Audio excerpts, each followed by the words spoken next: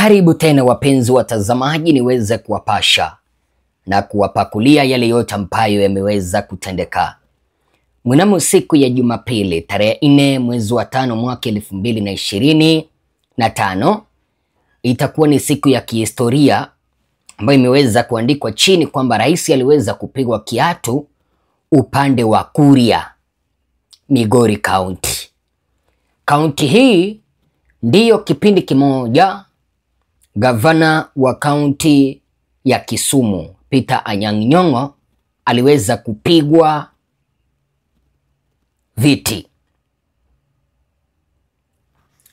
Ladies and gentlemen, je, ni kitu gani ambacho maafisa wa kitengo cha polisi na maafisa ambao wameweza kupewa jukumu la kumchunga rais wameweza kukifanya? Karibu nipe dakika chache niweze kukuelezea. Lakini je, yaweze ikawa kwamba hii ni mipango ambayo ilikuwa imepangwa na wanasiasa ili kuzima vuguvugu ambalo Rigathi Gachagua alikuwa amefungua? Kwa sababu unajua kwamba wanasiasa wa upinzani wote walikuwa upande wa Wamnyoro except Jeremiah Kioni. Na sasa hivi ukiweza kuangalia kwenye mitandao ya kijamii, kitu ambacho kina trend ni kupigwa kwake Rais William Ruto na kiatu. Gachagua and Matiang'i meeting imeenda chini. Yaweza ikawa kwamba ilikuwa imepangwa, ilikuwa stage managed. So kulingana na maafisa wa polisi kutoka upande wa Kuria West, Migori County, wameweza kuwakamata watu watatu ambao wanakisiwa kwamba ndio waliweza kumrushia William Samoei Arap Ruto kiatu kipindi ambapo alikuwa anazungumza upande wa Kihanja, Migori County. So baada hiyo video kutrend kwenye mitandao ya kijamii ya rais kupigwa kiatu, watu watatu wameweza kukamatwa. So kulingana na afisa mwenye aliweza kusema kwamba asitajwe China kwa sababu ya tukio hili ni sensitive, aliweza kueleza kwamba uchunguzi unaendelea na washukiwa zaidi wanatafutwa. Lakini unajua kitu ambacho tumeweza kuelezwa kutoka upande wa Migori, baada ya kile kiatu kumwangukia Rais Ruto, afisa wa polisi walikimbia mahala ambapo kiatu kilitoka watafute mtu mmoja mwenye amevalia kiatu kimoja. Watu ambao walikuwa kwenye ile cycle wakatoa viatu, kila mtu akabaki na kiatu kimoja kimoja. Wakashindwa wa kumkamata ni nani, wakawakamata watu watatu, huku wengine zaidi wakitafutwa. Kulingana na huyu afisa wa polisi, anasema kwamba tukio hili huenda liliweza kuchangiwa kutokana na siasa za taifa letu la Kenya. So kulingana na huyu afisa, yeye anasema kwamba tukio hili huenda liliweza kuchangiwa kisiasa. William Ruto aweza kuonekana kwamba amekataliwa upande wa Migori County, mahala ambapo anategemea waweze kumpea kura baada ya Kisii kuhama, Mount Kenya kuhama, Western kuhama, Northeastern part of Kenya kuhama na sehemu zingine za Kenya. Kulingana na kikosi hichi cha kiusalama, kinaeleza kwamba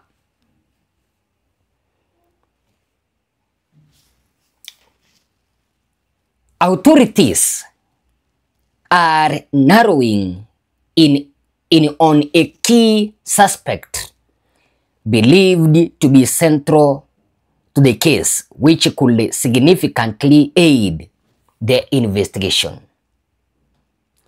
Wanasema kwamba wanalenga kumpata yule ambaye aliweza kumrusha William Ruto kiatu. Then kutoka hapo uchunguzi utaanza, waweze kuona ni kitu gani ambacho kilimsukuma akarusha kiatu. Nilikueleza kwamba tukio hili liliweza kutendeka kipindi ambapo Rais Ruto alikuwa anaendelea kuwahutubia wananchi wa Migori, kipindi ambapo ameanza ziara ya siku tatu eneo lile. Katika kanda ambayo nitakuchezea sasa hivi, inaonyesha Rais William Ruto akijaribu kuongelesha wananchi kwamba tutapunguza gharama ya kapigwa kiatu.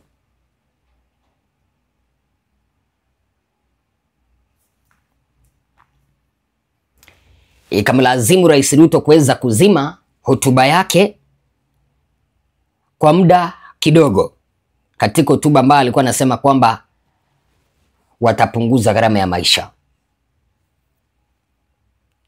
Wale maafisa ambao wanamchunga William Ruto walikimbia kuelekea eneo lile mahala ambapo kiatu kiliweza kurushwa, kitu ambacho kilifanya wananchi wakatoa viatu, wakabaki na kiatu kimoja kimoja. Polisi walipoona hivyo, wananchi wakaanza kukimbia na wao. Ule mkutano ukasambaratika. Kwanza tupunguze gharama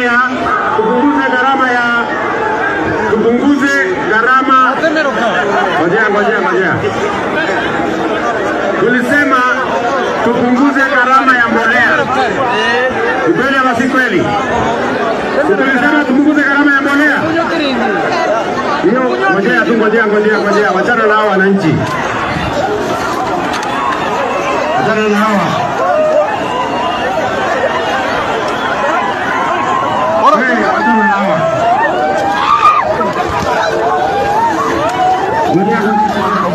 So, wanasiasa kutoka eneo la Migori wameweza kukashifu hichi kitendo.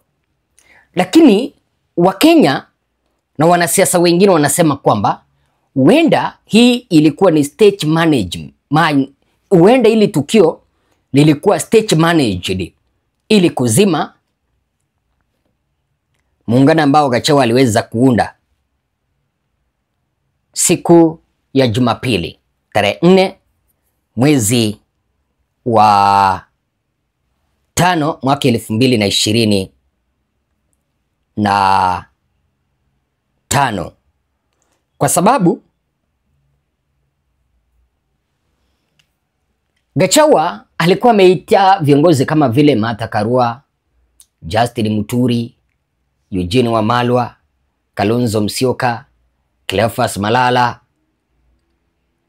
Fred Matiang'i kuelekea upande wa Wamunyoro, wakazungumze kuhusiana na siasa za mbeleni, jinsi ambavyo watajiunga pamoja kumtema William Ruto mwaka 2027 kutoka kwa kiti cha urais. Lakini kusema ukweli, hile story ingetrend sana, jinsi ambavyo Matiang'i aliweza kumwambia William Ruto kwamba kazi yake tu ni kuwauzia wananchi mafi ya punda. Kazi yake ni kuwaambia wananchi ahadi za uongo. Lakini sasa story ya kiatu imekuja ndani. Ule muungano ambao ulienda upande wa Wamunyoro umesaulika. Kitu ambacho kina trend sasa hivi ni kiatu. Could it be stage managed so that to whitewash Fred Matiang'i, Rigathi Gachagua movement?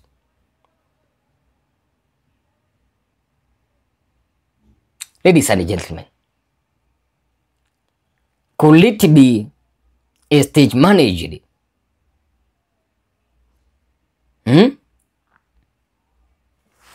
Anyway, Rais kupigwa kiatu. Rais William Ruto sio rais wa kwanza kupigwa kiatu, kwa sababu mwaka 2008 tarehe 18 Disemba, rais wa Marekani kipindi hicho George W. Bush aliweza kupigwa kiatu na mwanahabari kipindi ambapo alikuwa kwenye mkutano. The agreement lays out a framework for the withdrawal of American forces in Iraq, a withdrawal that is possible. Wakenya wengine wanasema kwamba shoes are considered unclean and unworthy, even in places of worships. Many times in the Bible, they are taken off before being in the presence of God. For this, Ruto has received the ultimate rejection and unclean leader. Wengine wanasema kwamba Ruto ameweza kukataliwa upande wa Migori. Sijui wazo lako ni lipi mpenzi mtazamaji. Je, hichi kitu kilikuwa ni stage managed? Kwa sababu hata nimeweza kuona Wakenya wengine wameanza kwenye mtandao wa X sasa na Twitter na TikTok kuanza kuunda videos za kumuimitate jinsi ambavyo William Ruto aliweza kupigwa kiatu. Tumetenga viatu milioni 1. Kwanza tupunguze gharama.